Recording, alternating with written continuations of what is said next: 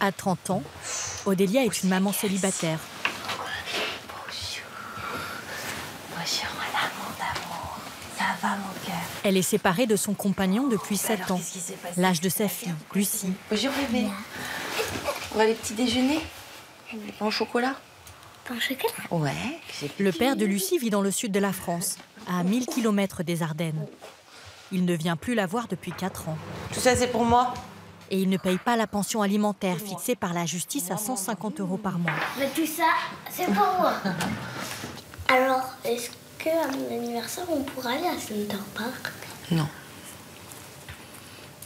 Pourquoi? Bon, parce que je préfère faire ton anniversaire avec tes amis ici. Oui,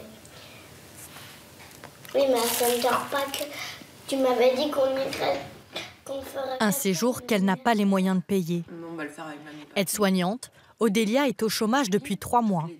Elle touche 1210 € mensuels d'indemnité. En retirant son loyer et toutes les factures à payer, il lui reste moins de 300 € chaque mois. C'est difficile de lui dire non. Ouais.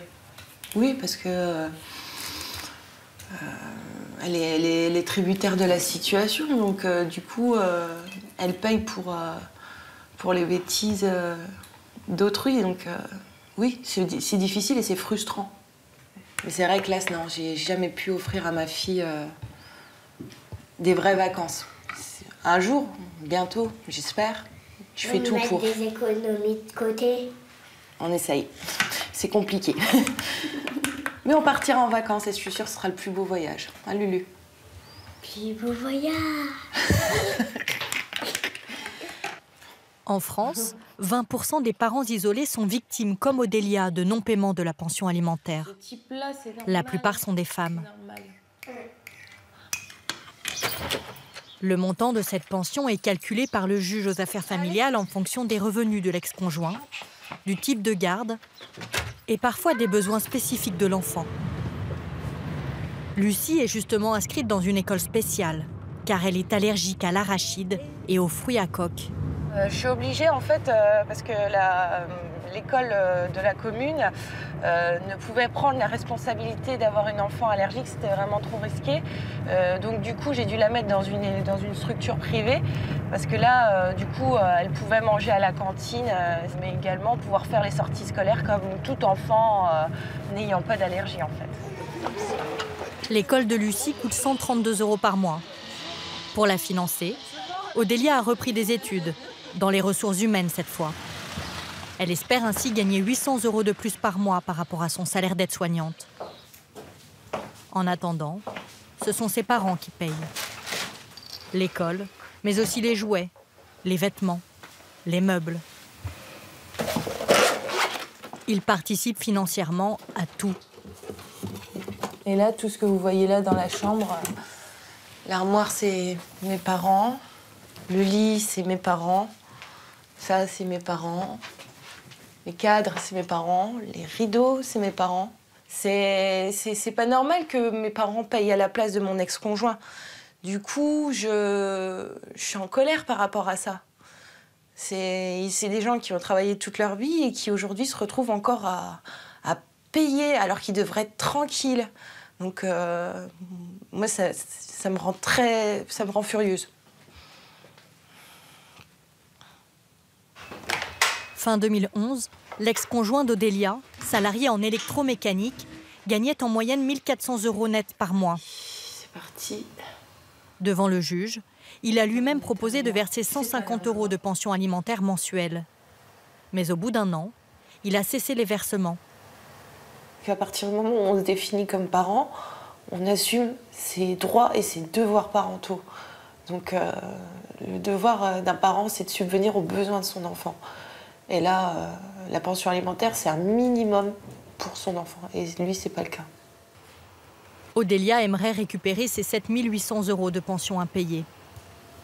Il y a 1 an, elle s'est donc tournée vers la caisse d'allocation familiale, qui lui a proposé une première solution. Une allocation de soutien familial de 104 € mensuels. L'ASF est accordée aux parents qui élèvent seuls leurs enfants. Cette aide peut même être rétroactive sur 2 ans. Odélia a ainsi touché 2500 € d'arriérés. Voilà. Mais la CAF a désormais les moyens d'aller plus loin, en traquant directement les mauvais payeurs.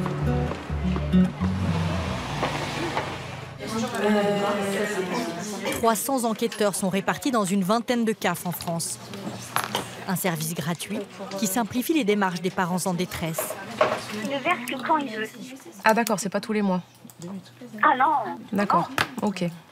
Sarah est au téléphone avec une allocataire dont l'ex-conjoint ne respecterait pas les termes du jugement. D'accord. Parfois, un simple coup de fil aux parents défaillants suffit à débloquer la situation. Vous voulez payer à qui? À madame ou à nous? Non, je vais vous payer à vous. D'accord. J'ai pas envie de passer par elle, moi. Voilà, alors je vais vous dire le montant exact. Voilà, donc ça fait 150,90 €. D'accord, ça marche. D'accord. Lorsque les ex-conjoints ne veulent plus avoir aucun contact l'un envers l'autre, la CAF sert d'intermédiaire. monsieur. Avec plaisir. L'argent, une fois reçu par l'agence, sera reversé à la mère de famille isolée. Donc c'est bon, il veut payer. Un mauvais payeur risque jusqu'à 2 ans de prison et 15 000 € d'amende.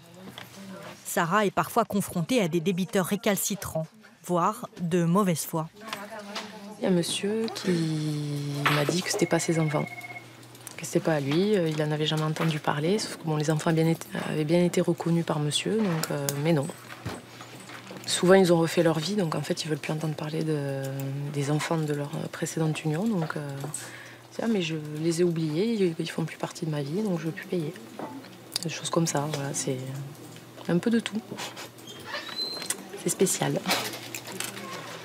Pour les contraindre à payer, les enquêteurs ont accès à des bases de données qui contiennent de précieuses informations sur n'importe quel citoyen, comme le nom des employeurs, le montant des revenus ou encore les coordonnées bancaires. Là, je vois qu'il a un compte courant bancaire à la Caisse d'épargne. Marie travaille sur le cas d'un homme, Carlos, qui n'a pas donné suite à la demande de procédure amiable. Il n'a pas du tout répondu aux 2 courriers qu'on lui a envoyés. Donc là, on lance les recherches par rapport à ces situations, savoir exactement ce qu'il fait, s'il travaille ou non, pour ensuite passer à une phase contentieuse. Donc là, je vois qu'il a un dossier CAF. Il travaille, d'après ce que je vois. J'ai même le détail du coup de ses revenus mensuels. Je vois qu'il gagne de l'argent. Carlos gagne en moyenne 1 400 € par mois. C'est plus que le RSA. Il est donc considéré comme solvable. Donc maintenant que j'ai toutes ces informations, que je sais qu'il travaille, que je sais qu'il est solvable, j'envoie une procédure de recouvrement forcé à son employeur, directement. Autrement dit, la pension alimentaire de 90 € sera directement prélevée sur le salaire de Carlos. Et si son employeur refuse de coopérer, l'entreprise risque une amende de 1 500 €. Nous sommes allés rencontrer Carlos, le mauvais payeur. Il vit seul, à une quinzaine de kilomètres de Toulouse. Il a 2 enfants de mères différentes, mais ne paye qu'une pension alimentaire sur les 2. La première, je la paye. Et la deuxième, parce que je ne suis pas d'accord avec l'histoire, la rupture. Et ouais, j'ai un mécontentement, donc du coup, j'ai pas envie de la payer. Les relations sont conflictuelles. Carlos a été condamné pour des faits de violence sur son ancienne compagne. Mais il ne veut pas rompre le lien avec son enfant. Son refus de payer la pension est une protestation contre la décision de justice. Lui aurait souhaité une garde partagée, alors qu'il ne peut voir sa fille qu'un week-end sur 2 et la moitié des vacances. C'est qu'elle est à 10 km de moi, donc je pourrais faire une semaine chacun. Et on me l'a enlevé, qu'on ne me l'a pas autorisé. Donc vous refusez de payer? Ouvertement, ouais. C'est des sommes qui sont lourdes, quoi. Parce que la maman, derrière, elle va se retrouver toute seule avec les petites qu'elle va avoir tous les jours. Elle va se retrouver avec des aides qui lui tombent partout dessus. Et le papa, lui aussi, va se retrouver tout seul à payer des factures. Sauf que lui, derrière, il n'y a personne qui va l'aider. Carlos n'aura pas le choix. Le montant de la pension alimentaire sera bientôt déduit de son salaire. En Midi-Pyrénées, sur les 2400 dossiers de mauvais payeurs solvables, plus de la moitié fait l'objet d'un recouvrement forcé ou à l'amiable. T'as fait quoi de beau comme matière? Dans les Ardennes, l'ex-conjoint d'Odélia, la maman de Lucie, a lui aussi été contacté par la CAF. Une maîtresse, elle nous a dit, aujourd'hui c'est les CE1. Mais il a affirmé que ses revenus avaient changé, qu'il ne pouvait pas payer. Alors il a décidé de saisir la justice. Ni lui ni ses avocats n'ont souhaité nous rencontrer. Mais voici ce qu'il demande au juge. L'annulation pure et simple de la pension alimentaire et le droit de prendre sa fille la moitié des vacances scolaires. Odélia est effondrée. Ce que je comprends pas, c'est qu'il veut voir sa fille tout en n'assumant pas ses droits et ses devoirs de parent. Et ça, c'est incompréhensible, en fait. Il veut que le positif d'un enfant, mais pas tout ce qui va avec. Sauf qu'un enfant, il a besoin de boire, il a besoin de manger, il a besoin de s'habiller, il a besoin d'aller à l'école, d'avoir des fournitures scolaires. Un enfant, c'est pas je te prends 15 jours en vacances et puis le restant de l'année, voilà, t'existes pas. C'est ça, il faut penser à l'intérêt de l'enfant avant tout. L'audience a eu lieu fin avril au tribunal de Charleville-Mézières. L'ex-conjoint d'Odélia n'était pas là, mais il était représenté par son avocat. Le jugement a été mis en délibéré au 29 mai.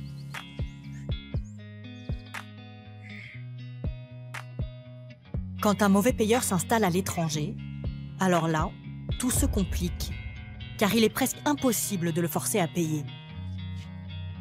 C'est ce qui est arrivé à Edith. Son ex-mari a quitté la France, sans laisser d'adresse. Cette femme de 51 ans a longtemps fait partie de la bourgeoisie lyonnaise. Désormais, elle va au Resto du Cœur. Bonjour. Il y a 7 ans, elle s'est retrouvée seule, sans ressources, avec ses 5 enfants. Elle a trouvé un emploi à temps partiel comme femme de ménage et assistante dans une école maternelle. Les boîtes de conserve, on n'en achetait jamais. J'achetais que des produits frais. Il y avait très peu de boîtes de conserve. Edith a mis 2 ans avant d'oser s'inscrire à l'aide alimentaire. Je vais dire quelque chose. Enfin, j'ai jamais dit tous mes enfants ne sont pas au courant. En travaillant en restauration scolaire, je demandais les restes des enfants. Donc c'était les restes des assiettes, pas les plats cuisinés, que les restes qui partaient directement à la poubelle. Et en rentrant à la maison, je nettoyais tout, je recuisinais tout pour qu'il n'y ait pas de microbes. Et mes enfants ont mangé, moi avec, comme ça, pendant quelques temps. Avant d'accepter de venir, parce que c'est très dur. Parce que qu'est-ce que ça veut dire? C'est un constat d'échec. Ça veut dire que la vie de famille n'a pas fonctionné, que... Donc c'est tout ça qu'on prend en pleine face à chaque fois qu'on vient et qu'on y pense. Donc c'est extrêmement difficile. Je reviens. Edith a été mariée pendant 20 ans. Elle était mère au foyer. Lui faisait du conseil en entreprise et possédait plusieurs sociétés. Une famille aisée, habituée des week-ends à la mer, propriétaire de voitures de collection et d'un château dans la région lyonnaise. Les enfants étaient membres des Scouts d'Europe et férus d'équitation. Une vie de nantis qui va s'écrouler du jour au lendemain lorsque le couple se sépare.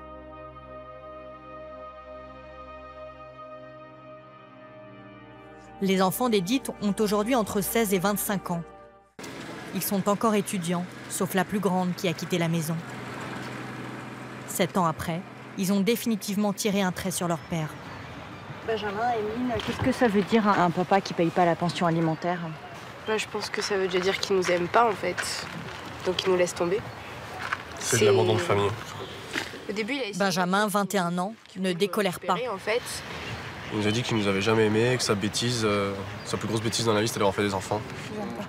Aujourd'hui, leur père est probablement en Afrique. Il refuse de payer la pension alimentaire, fixée par le juge à 500 € par enfant. En quittant le domicile familial, il a même laissé une dette fiscale de 800 000 €.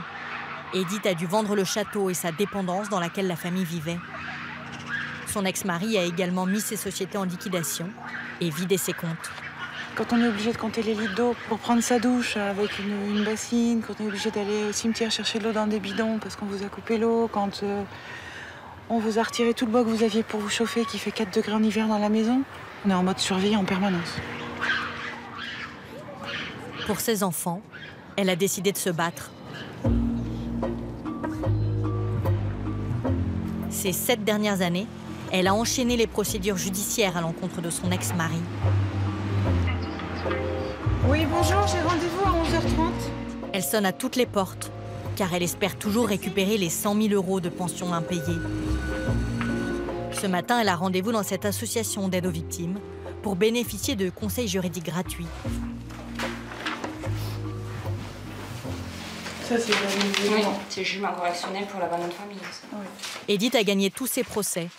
Le dernier condamnant son ex-mari à 12 mois de prison avec sursis et 4 000 € de dommages et intérêts pour abandon de famille et organisation frauduleuse d'insolvabilité. Il a dissimulé ses revenus, certains de ses biens, et effectué sur ses comptes professionnels des retraits d'espèces pour plus de 82 000 €. Après cette condamnation, il a finalement payé une partie de la pension pendant quelques mois, 10 800 € en tout. Mais c'est bien loin du compte. Le problème, c'est que là, vous avez des jugements et qu'il n'y a personne qui prend le jugement et dit bon, allez, on va chercher monsieur maintenant. Ça n'existe pas en fait. Je sais pas. S'il s'agissait d'un terroriste ou de quelqu'un qui travaille dans une organisation de trafic de drogue ou autre, là, tous les moyens seraient mis en œuvre. Mais quand il s'agit d'une femme avec des enfants sans pension alimentaire, je suis malheureusement pas la seule dans ce cas-là, mais j'ai l'impression que tout le monde s'en fiche alors que c'est ce qu'on appelle un hors-la-loi. Voilà, Pour Edith, la déception est grande. Son dossier est trop complexe et la conseillère juridique n'a pas de solution miracle. Pour parler clairement, c'est ça. Est-ce que du coup, quand même, le fait d'avoir l'allocation de soutien familial tous les mois, ça serait pas quand même mieux que d'avoir rien du tout? En acceptant cette allocation, Edith devrait s'engager à renoncer à toute démarche juridique personnelle. Elle refuse car elle craint que son dossier soit classé sans suite par la CAF. Prendre le recul. J'arrive pas à me dire que je dois tout arrêter parce que mes enfants ne comprendraient pas. C'est eux qui sont dans la vérité. On est des victimes et on doit baisser les bras. Et ça, je crois que c'est vraiment un truc qui... C'est insurmontable comme idée. Si son combat finissait par aboutir, elle pourrait récupérer jusqu'à 5 ans d'arriérés seulement. Pour le reste, il y a prescription. Un mois plus tard, nous retrouvons Edith. La situation s'est aggravée. Son fils, Benjamin, est à l'hôpital. Atteint d'une maladie auto-immune qui affecte les poumons, il a été victime d'une insuffisance respiratoire et dans la foulée d'un AVC. Pour l'instant, ce qu'on sait des conséquences de l'AVC, c'est que... il est hémiplégique. Je ne sais pas s'il reparlera. Il y a beaucoup de choses que je ne sais pas. Voilà. Benjamin est en réanimation et dans un coma artificiel depuis 3 semaines. Son père n'est pas au courant. Il allait terminer ses études de physique à Grenoble et parallèlement servait comme pompier volontaire. Pour venir le voir chaque jour, Edith fait plus de 2 heures de trajet aller-retour. Désormais, elle consomme un plein d'essence tous les 3 jours. Un gouffre financier, même si elle évite les péages.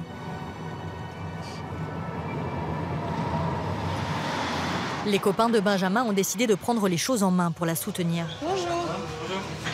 Je suis la maman de Benjamin, j'aurais préféré vous rencontrer dans d'autres conditions. Robin. Ils veulent créer une cagnotte publique sur Internet. Dans la catégorie solidarité, on pourrait mettre soutien pour Benjamin. Notre pompier. Ouais. Notre pompier.